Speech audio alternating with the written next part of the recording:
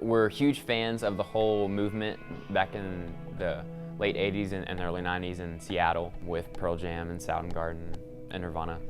We like the idea of a group of musicians coming together and really focusing on the movement to be niche-based. The community of artists working together. We want to build a spirit of camaraderie opposed to competition, meaning that we'd really like artists working together.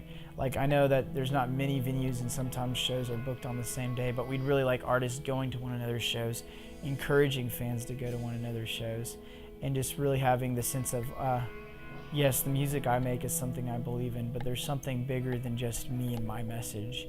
And it's the music everyone has and how music touches everyone's lives. Who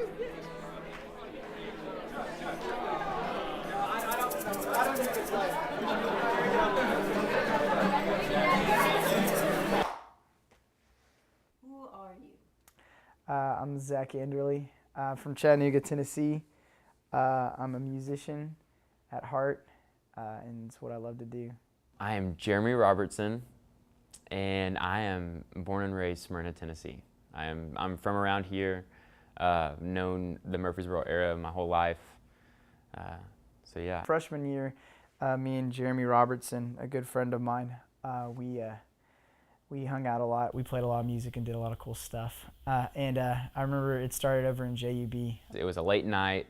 Me and Zach, that was the first guy that I met when I came to college. Like, we met the day of, just through some mutual friends that I knew in Chattanooga. And we were just kind of like, why aren't we playing as many shows as we'd like to? We kind of just assumed that maybe people would just be like, oh my gosh, they're rock stars, and start booking us shows. And we were just talking that night, and he was just like, we need to play more shows. Why don't we start a promotions company? So we sat down and we booked 4 shows for that whole semester that we were like, all right, we're going to do it really big. The more we started doing it, especially me, I was thinking, well, it would look more legit what happens if we had a name, you know, so it wasn't just our name behind it, but something bigger than ourselves behind it. And we were talking more, and we had some names going around. But I was like, what if we named it the White Jay-Z?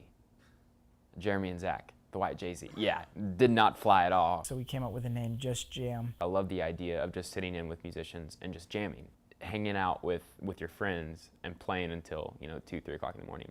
So when he came to me, I just had this feeling. I was like, Just Jam.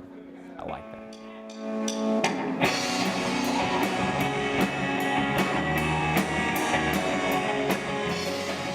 After Just Love, where we played with a bunch of friends and had fun, we had the Walnut House Jam is what we called it, and we wanted to look really legit, so why not give it a name, so it wasn't just our name behind it. And that's when stuff really started taking off. I'm trying to think of the first show that had the Just Jam logo on it. It was a songwriting night at Three Brothers. I think we had just gotten back from spring break, and we pushed it, we pushed it super hard. You don't know how many hours we spent putting up flyers that week on campus and getting all the songwriters together. I think we had four rounds of 3, so we had a total of 12 songwriters. We were playing with some of our good friends, Sarah Turner, Stevie Woodward, Parker Deal, East Main. My band at the time was The Rising, and then Jeremy Robertson. It was a good turnout. It was, for the most part, the previous semester, we would play to like a crowd of like maybe 40 people, 50 people. And for that, starting an event on Facebook and putting up flyers and stuff, I think we had probably, hope before the night was said and done, I think at least 100 came in and out. I remember there was a video of me playing, and I walked out from behind the curtain and I was like, whoa. So that was our first night, and we got the paycheck, and we were like, okay, this could end up being really cool. It first started with us, and then he slowly looked around and started finding people that he thought could have played a key role in Just Jam. People were really getting excited about the idea, even though we didn't really publicly announce what it was. And people started saying, hey, I want to help with shows. We had Matthew Pinfound come with us before the Walnut House Jam and start saying, hey, whatever you're doing, I want to be a part of. And it was really cool because he started off just going and grabbing power cables or, something really small. And, doing that more and more, we had him kind of totally head up the promotion, be the promoter aspect of the Bonhoeffer's Night of Awesomeness show. And he kind of made sure that all ran smoothly, so like I could worry about my band and my stuff. And we got to the point where we started having, at the beginning of each semester, we would have a small meeting with this conglomerate of people where we would talk about, okay, what was our successes, what was our failures from last semester, and how do we work towards this semester to improve. And we would have an evening, we would talk about the shows that we've played and then show ideas for that semester. And it's just really cool because it starts the semester off with a bang and everyone's really involved. We did a thing called An Evening with Jeremy Robertson, which I think right now is a very big cornerstone for Just Jam. And I think that moment when we did the Evening with Jeremy Robertson show and showed some class and stuff, people knew that Just Jam was a force to be reckoned with, that we were here and we were making an impression and we were planning on being here to stay and do something big, and that the people in Murfreesboro could be involved. It's not just something for the artist. We really started working with Mowgli, a guy who was doing video and promotion for us back in fall, and did the Space Inside experience show, which was something kind of like An Evening with Jeremy Robertson, stretched us. We were really worried about, not worried, but focused on selling a hedonic experience. We wanted people to feel like they were living the album. And we decorated the whole place. We had this veil that showed space with a fog machine to make it really airy. We had black lights. So you felt like when you were there that you were in the Space Inside of Mowgli the Iceberg. And it was cool because we started working with more artists than just this limited group of artists that we were working with one time. And we really started building the idea of a community, helping one another out with artists. Yeah, right here.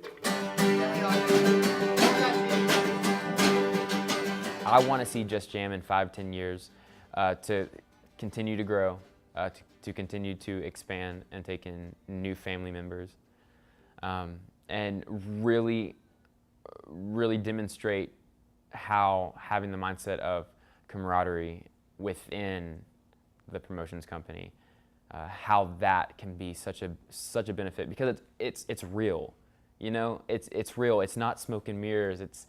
These are real dudes trying to do what they know best. What we know is the only thing that we can do for the rest of our lives, because that's our passion. We can't imagine doing anything else. There are multiple paths it could take, and I've played them all through my head. And every story is a beautiful story where it impacts the artist and the fans of Murfreesboro. The story I would like to see play out is that 5 or 7 years from now, that one of the artists that was a part of this body, this church of musicians, Just Jam, this idea, becomes huge, becomes like the next Pearl Jam or the next, Coldplay, next big thing to take the earth by storm. And when they have their documentary made on them, that they'd be like, it all started with an idea in Murfreesboro, Tennessee, called Just Jam. And Just Jam doesn't have to be anything still going on or existing. Just the fact that Just Jam was there and helped get that artist or band really big. And when they get big, that artist or band's friends, that have been working together this whole time, these past 5 or 7 years, also start, climbing the ladders of success as a musician and start getting to play the music they love with the message they believe in and impacting other people's lives with it. And I think that would be a really beautiful, cool story.